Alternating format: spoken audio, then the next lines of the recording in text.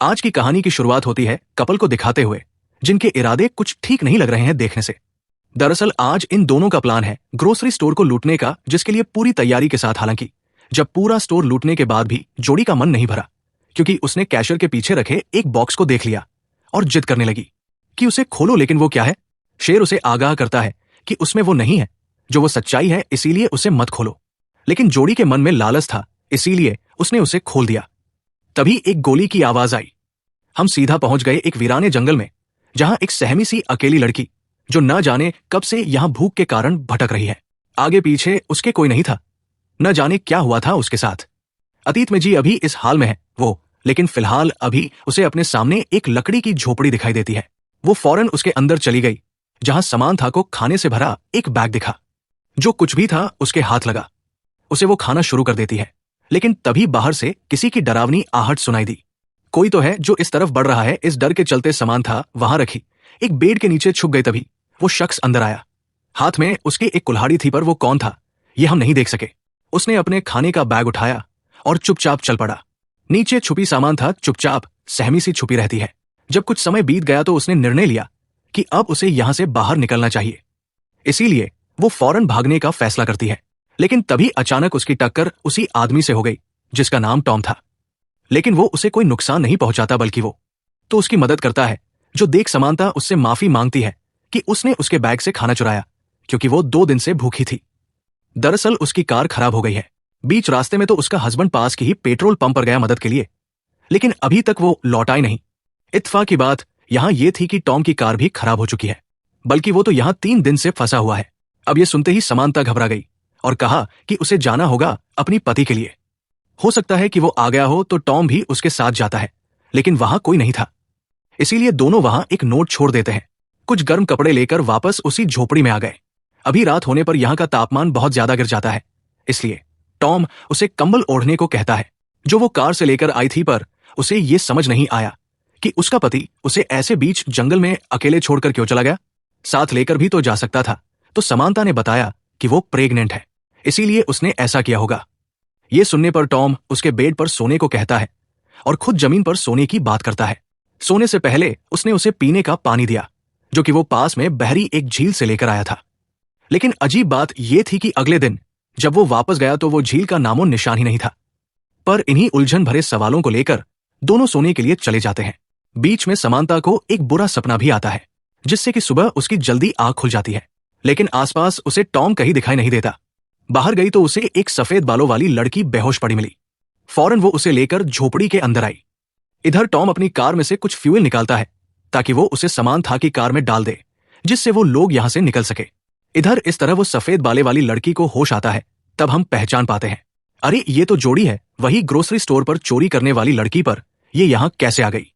अब जब उसने समांथा को देखा, सोचा कि ये कोई गलत औरत है और ये जगह उसी की है, तो समांथा ने उसे पूरी दास्तां बताई। लेकिन अभी उसे उस पर यकीन नहीं हो रहा है, इसीलिए गुस्से में वो झोपड़ी से बाहर चली गई। इस दौरान टॉम फ्यूल लेकर आ रहा होता है तो अचानक 2 बार गोली चली, जिससे वो इतना ज्यादा डर जाता है कि उसके हाथ से वो फ्यूल गिर जाता है। उसने आवाज लगाई, क्या कोई आसपास है? पर यहां कोई नहीं था, इसीलिए वो वापस आ गया। उसने एक अनजान लड़की को समांथा के साथ देखा, जो असल में जुड़ी ही थी। उसने बताया कि उसके बॉयफ्रेंड के साथ उसकी लड़ाई हो गई, इसीलिए उसे यहां अकेला छोड़कर चले गया। पर अब उसे घर वापस जाना है। उसकी बातें सुन टॉम उसे यहां रहने के लिए मान जाता है, पर बदले में उसे भी उनके कामों में हाथ लगाना होगा। नेक्स्ट डे समांथा और उसमें अच्छी बातें होती है, जिससे कि उनमें दोस्ती भी हो जाती है। पर वहां टॉम की तो परेशानियां खत्म ही नहीं हो रही है। वो नोटिस करता है जितनी दूर वो अपनी लोकेशन से जा रहा है, उतना ही वो उसके करीब होता जा रहा है। यानी कि बार बार वो लौटकर उसी झोपड़ी के पास आ जाता है, जो चीज उसे बहुत ही अजीब लगती है। और इसीलिए वापस इन दोनों के पास आता और कहने लगा, ये जगह ठीक नहीं है, हमें यहां से चलना चाहिए। पर मुझे एक बात जाननी है, असल में तुम लोग जा कहाँ रहे थे और ये जगह कौन सी है, यहां किसी को पता है? तो समांथा ने कहा कि उसके पति ने बताया कि ये न्यू हैम्पशायर पर जोड़ी कहती है।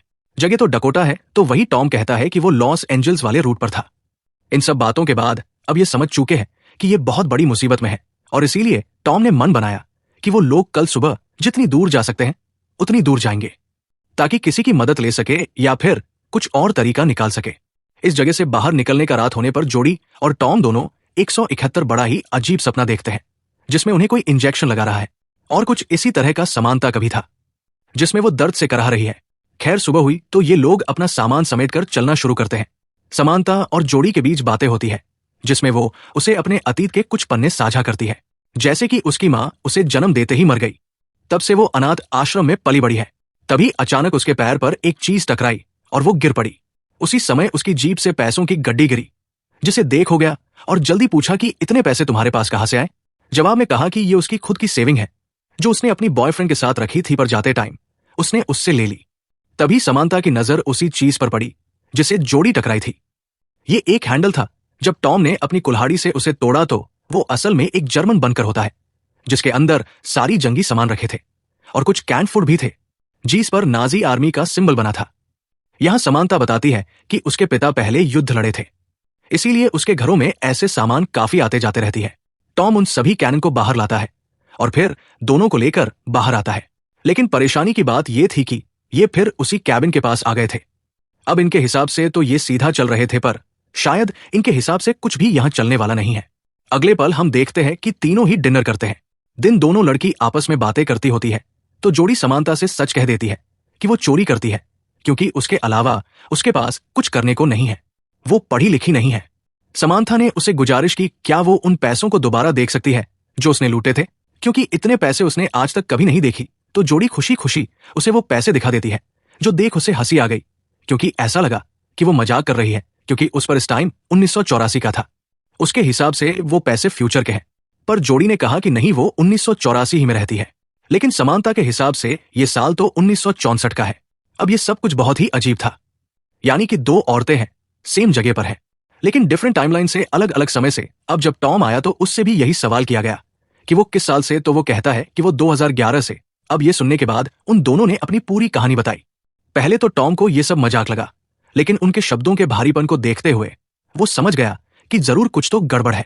इतनी में अचानक बाहर से गोली चलने की आवाज आई। कौन बार बार गोली चला रहा है? जब देखा गया तो पता चला कि वो कोई अनजान शख्स है जिसके हाथ में बंदूक है। इन्हें मदद की जरूरत थी, इसलिए वो बाहर आया। उसे कहने लगा कि वो लोग मुसीबत में है, पर वो आदमी जर्मन में कुछ बोलने लगता है। ये वो समझ नहीं पाया, लेकिन इतना वो समझ गया कि वो उस कुल्हाड़ी को फेंकने को कह रहा है। इसीलिए उसने वही किया। जब उसकी आंख खुली तो अगले क्षण वो तीनों ही कैद थे और वो जर्मन गायब था। अब उन्हें कहीं ना कहीं ये समझ जाने लगा है कि हो सकता है कि उन्हें समय यात्रा की हो। वो तीनों ही कैद थे और वो जर्मन गायब था। कि समानता ने पूछा, क्या 2011 तक समय यात्रा मुमकिन हो चुकी है? तो टॉम कहता है कि नहीं, ऐसा कुछ नहीं बना था। थोड़ी देर बाद वो जर्मन लौटकर आया तो टॉम की रस्सियों को खोल दिया, फिर बाहर ले जाकर उसे खूब मारा पीटा। देनंत में उसे एक पेड़ से बांध दिया। फिर वो अंदर आया और उन लड़कियों से पूछने लगा कि वो कौन है और कहां से आई है।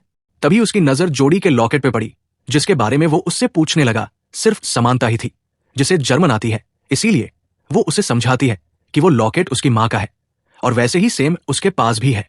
तब वो जर्मन नागरिक गुस्से में अपने गले में पहना वही सेम लॉकेट दिखाता है, जिसमें एक औरत की तस्वीर थी जो बहुत समान था कि मां की तरह लग रही है। चीजें अब धीरे धीरे करके और परेशान करने लगती है, लेकिन आप बने रहिए क्योंकि इसका अंत आपको हिलाकर रख देगा। अब वो दोनों लड़कियों को लेकर बाहर आता है तो समानता टॉम से पूछती है क्या उसके पास भी ऐसा कोई लॉकेट है, लेकिन वो इनकार करता है।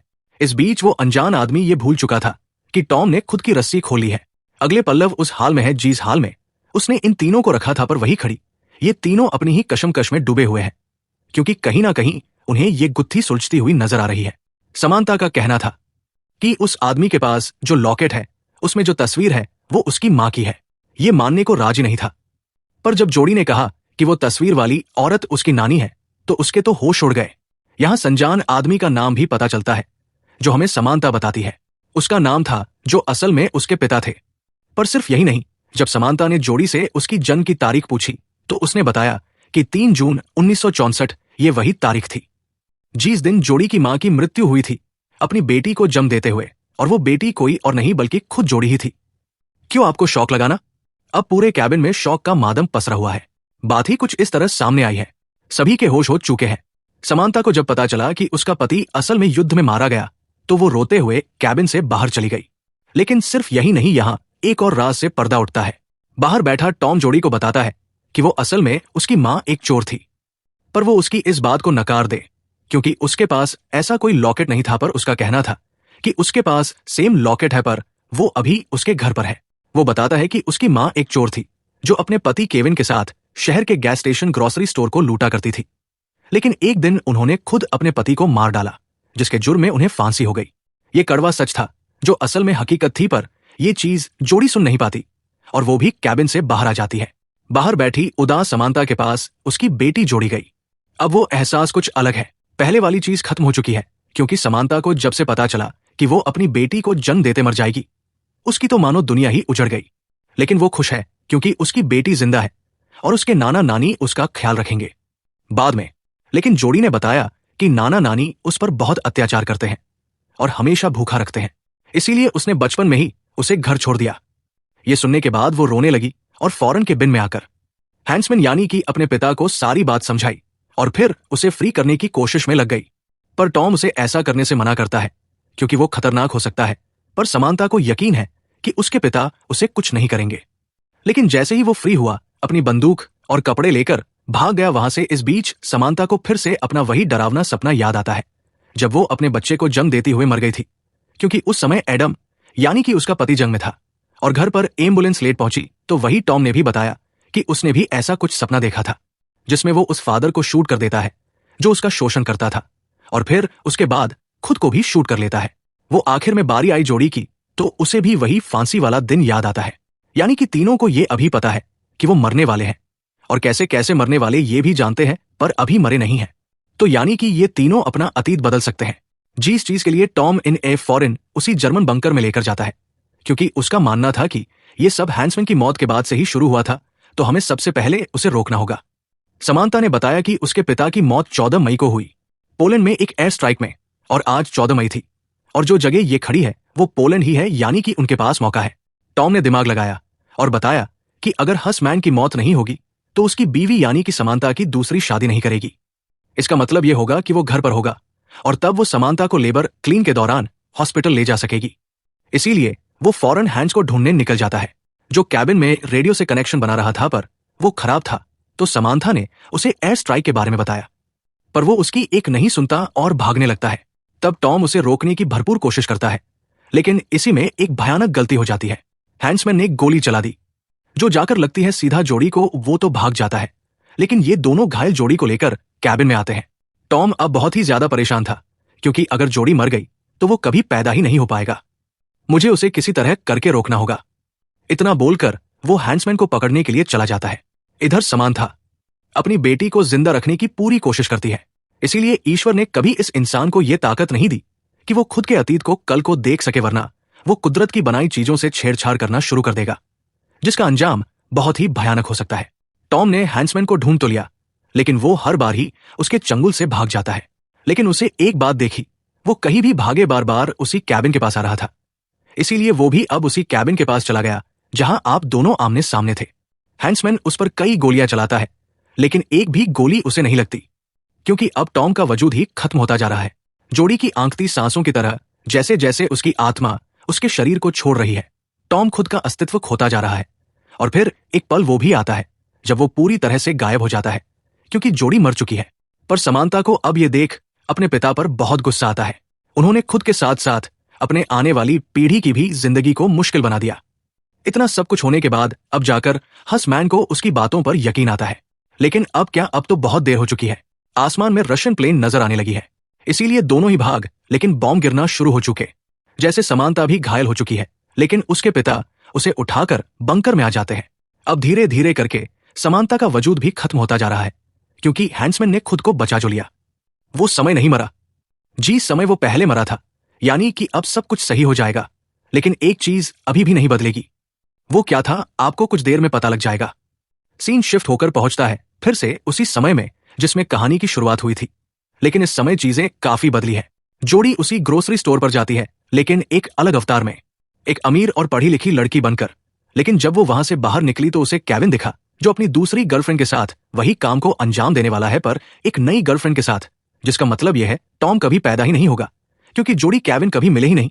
और ऐसा इसलिए हुआ क्योंकि समांथा अभी जिंदा है, जिसे हम अगले सीन में देखते हैं, जिसके हाथ में अब अपने पिता की अस्थियां हैं, जिन्हें मान सम्मान के साथ उसने श्रद्धांजलि दे दी। 1964 में हाथ में आप फिर से उसी स्टोर में देखते हैं जहां कैबिन की नई गर्लफ्रेंड ने सब कुछ लूट लिया। लेकिन अंत में उसकी भी लालच खत्म नहीं हुई और उसकी नजर कैशियर के पीछे रखे उस बॉक्स पर पड़ी, जिसे खोलने को उसने कहा, लेकिन कैशियर ने उसे आगाह किया, अगर वो अंदर गई तो अब कुछ भी नहीं